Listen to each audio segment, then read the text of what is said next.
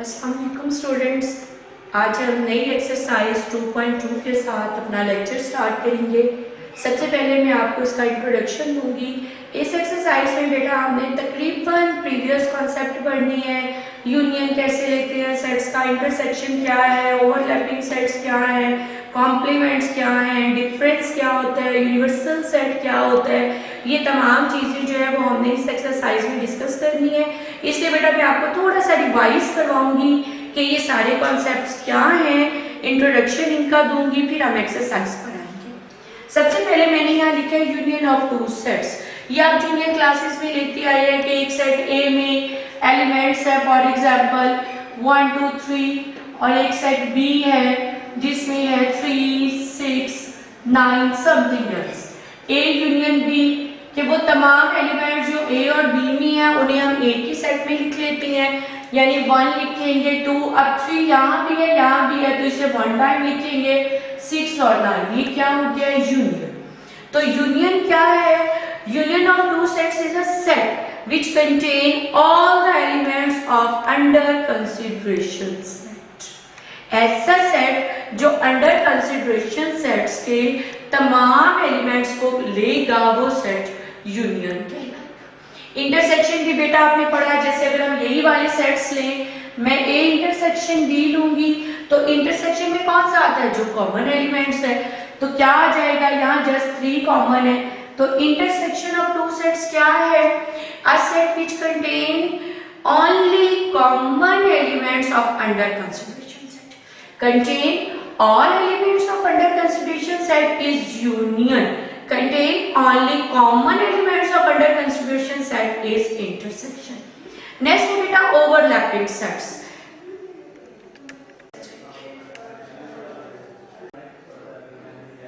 हाँ जी बेटा, मैंने आपको बताया इंटरसेक्शन सेट क्या है।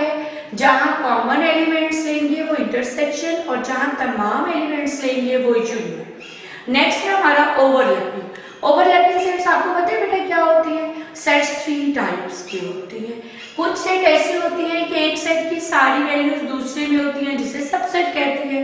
कुछ ऐसी होती है कि कुछ वैल्यूज कॉमन होती हैं, कुछ कॉमन नहीं होती, कुछ कॉमन होती हैं और कुछ कॉमन नहीं होती। फॉर एग्जाम्पल अगर एक सेट ए है आपके पास 1 2 3 4 और एक सेट बी है 3 4 5 6, अब आप देखें ये 3 ये 4 दोनों के कॉमन है, जबकि यहाँ 5 6 बच गया है, वहां 1 2 बच गया, तो ऐसे सेट्स को ओवरलैपिंग सेट्स कहते हैं। डिसजॉइंट में बिल्कुल डिफरेंट होती हैं, सबसेट में सारे के सारे एलिमेंट दूसरे सेट में होती हैं, ओवरलैपिंग में कुछ कॉमन होती हैं और कुछ नॉट कॉमन।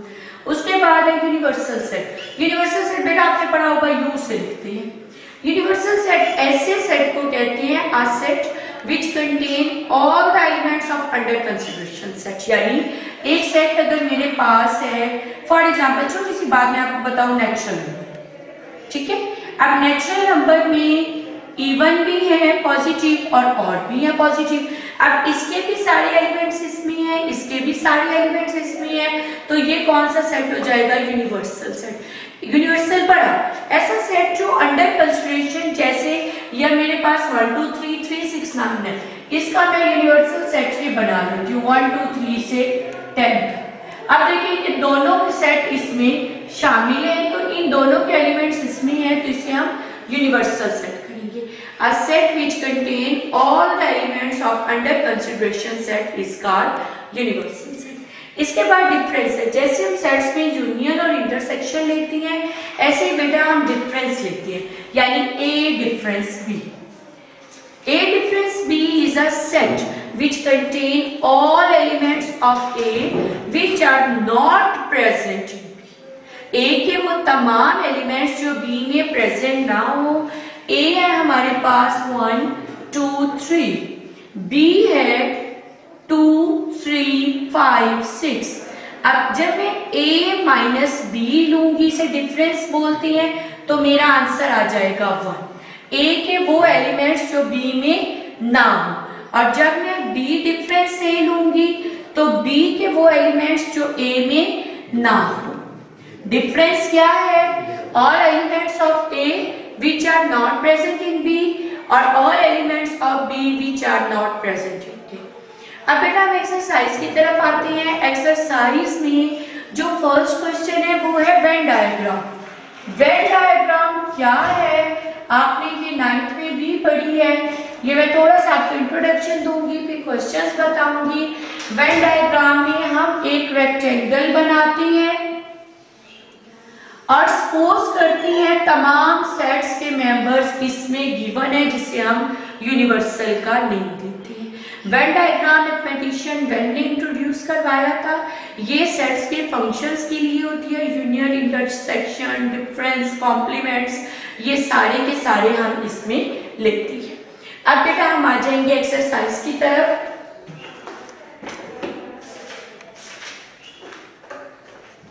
एक्सरसाइज 2.2 में जो क्वेश्चन नंबर 1 है, पेज है 40। क्वेश्चन नंबर 1 है diagram exhibit A union B and A intersection B by Venn diagram. आपके वेन डायग्राम से हर पार्ट में A यूनियन B और A इंटरसेक्शन B के कंडीशन गिवन। जब A सबसेट है B का तो A यूनियन B की वेन डायग्राम क्या होगी और A इंटरसेक्शन B की। मैंने आपको बताया बेटा वेन डायग्राम में हम एक यूनिवर्सल बॉक्स बनाते हैं। अब A subset B it's mean A के सारे एलिमेंट B में है। ये समझे यूनिवर्सल है जिसमें सारी वैल्यूज हैं, सारे नंबर्स, उनमें से मैंने A को अलग कर दिया। अब A सेट वो है जो पूरे के पूरे एलिमेंट्स B में भी है जिसके, यानी B इसका सुपर सेट है, तो मैंने बाहर इसके B भी बना दिया है। अब ये डायग्राम जो है इसमें मैंने यूनियन के लिए भी बनानी है, इंटरसेक्शन के लिए भी। ये मैंने समझे यूनियन के लिए बनाई और अब यहां मैं इंटरसेक्शन के लिए भी सेम बनाऊंगी।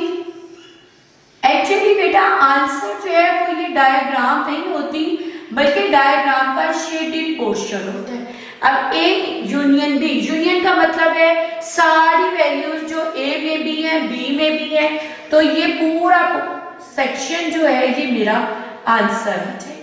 ये सारा पोर्शन जिसमें मैंने लाइनिंग भी कर सकती हैं, आप कलरिंग भी कर सकती हैं, आप किसी भी तरह उसे प्रोमिनेंट कर सकते हैं। तो A यूनियन B में जो मेरा आंसर आना है वो ये है।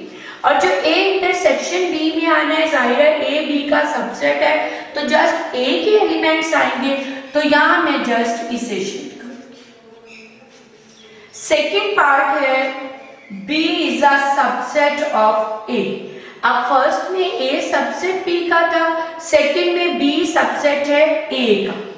हम क्या करेंगे, वैसे यूनिवर्सल बॉक्स बनाएंगे, एक A यूनियन B के लिए और एक हम बनाएंगे A इंटरसेक्शन B के लिए।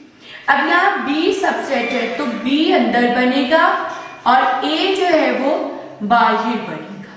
B को हम अंदर बनाएंगे और A को हम बाहर बनाएंगे। और अब जब आप इसमें A यूनियन B लोगे तो जाहिर है सारा A आ जाएगा, और जब A इंटरसेक्शन B लोगे तो सारा B आ जाएगा क्योंकि B सबसेट है A का। जो थर्ड पार्ट है वो है A यूनियन A कॉम्प्लीमेंट। ये अलग से चीज है, इसमें इंटरसेक्शन यूनियन नहीं है, इसकी सिंगल A की हम फिगर बनाएंगे। एक सेट हमने A लिया। अब A में आपने A का कॉम्प्लीमेंट मिला देना। आपको पता है A का कॉम्प्लीमेंट क्या होता है? A का कॉम्प्लीमेंट होता है U माइनस A। U की वो वैल्यूज जो A में ना हो, ये सारा क्या है? U minus A। ये जो मैं बना रही हूं ये सारा क्या है? U minus A। लेकिन मुझे तो A यूनियन A कॉम्प्लीमेंट लेना है, इट्स मीन ये पूरे का पूरा बॉक्स जो है ये हो जाएगा। यानी मेरे पास वर्टिकल लाइंस और जो हॉरिजॉन्टल है वो भी, ये सारा पोर्शन जो है वो ये इसमें आ जाएगा। इट्स मीन पूरे का पूरा यू आ जाएगा। नेक्स्ट है fourth part, A and B are disjoint, A and B are disjoint। disjoint का मतलब डिफरेंट। अब यहां भी A यूनियन B के लिए भी मैं बनाऊंगी और A इंटरसेक्शन B के लिए भी। एक ये है और एक ये A है, ये B है। अब A यूनियन B, तो सारे का सारा A भी होगा। इंटरसेक्शन में फिगर बनेगी? नहीं बनेगी, क्योंकि ये डिसजॉइंट है, इसलिए बेटा हम इंटरसेक्शन नहीं बनाएंगे। नेक्स्ट है फिफ्थ पार्ट में A and B are overlapping. A and B are overlapping. Overlapping क्या होता है मैंने आपको भी बताया, कुछ वैल्यूज कॉमन होंगी और कुछ नॉट कॉमन होगी। तो बेटा आपने 9th में बड़ी डिटेल से ही आपने पढ़ा होगा कि ओवरलैपिंग की फिगर कैसे बनती है। ये A है, ये ओवरलैप B से करके है, यहां भी ये A और यहां इसे B ने ओवरलैप। यूनियन में जाहिर है सारा पोर्शन आ जाएगा, इंटरसेक्शन में जस्ट वो आएगा जो कॉमन होगा। नेक्स्ट है क्वेश्चन नंबर 2। क्वेश्चन नंबर 2 है show A minus B and B minus A by Venn diagram. इसमें हमें A minus B and B minus A लेना है बाय वेन डायग्राम। ये भी बेटा बिल्कुल इसी मेथड पर होगा। फर्स्ट भी है condition A and B are overlapping. तो एक फिगर में A के लिए A माइनस बी के लिए बनाऊंगी और एक बनाऊंगी मैं B माइनस ए के लिए। ओवरलैपिंग है तो याद रखिएगा ओवरलैपिंग की ये फिगर होती है। ये मैंने बना ली A माइनस बी के लिए और दूसरी मैं ड्रॉ करूंगी B माइनस ए के लिए। बनेगी same figure, shaded portion different होंगे। अब A माइनस बी का मतलब है, मैंने आपको डेफिनेशन में बताया, A की वो वैल्यूज जो B से डिफरेंट है। अब बेटा ये जो ओवरलैप पोर्शन तो कॉमन है, तो ये पोर्शन आंसर आ जाएगा। आप शेड करें या लाइनिंग करें किसी भी तरह। जब B माइनस ए करेंगे तो B की वो वैल्यूज जो A से डिफरेंट है। सेकेंड पार्ट में कंडीशन है A is a subset of B। A B का सबसेट है। यह हमने जैसे पीछे भी बनाया बेटा, A अंदर बनेगा और B सुपर है तो बाहर बनेगा। अब A माइनस बी भी लेना है और सेम फिगर सेम बनती है बेटा, सिर्फ शेडेड पोर्शंस में चेंज आता है। याद रखिएगा सेम सेट्स की फिगर सेम है। अब A माइनस बी में A की वो वैल्यूज जो B से डिफरेंट है, तो A तो सबसेट है B का, तो ये एम्प्टी है, कुछ भी नहीं होगा। ठीक है, जब हम B माइनस ए में आएंगे तो ये सारा पोर्शन अदर देन A के अलावा जितना पोर्शन है वो सारा इसमें शेड हो जाएगा। यहां हम नहीं करेंगे क्योंकि ये एम्प्टी आएगा, A की कोई भी वैल्यू नहीं है जो B से डिफरेंट हो, क्योंकि A सबसेट है B का। लास्ट पार्ट है बेटा B सबसेट A। अब आप जब B सबसेट A लोगे बेटा तो B अंदर बनेगा और A सुपर सेट है जो बाहर बनेगा। दोनों फिगर बनाएंगे दोनों पोर्शंस के लिए, दोनों को प्रूव करने के लिए। B subset A super set, यहां B माइनस A लेंगे, यहां A माइनस।